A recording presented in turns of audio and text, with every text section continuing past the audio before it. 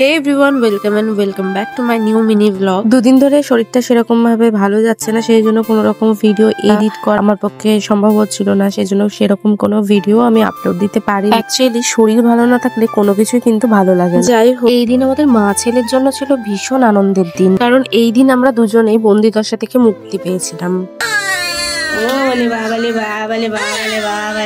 এই দেখো, শুনলে তো কত সুন্দর আনন্দ প্রকাশ করে দিল।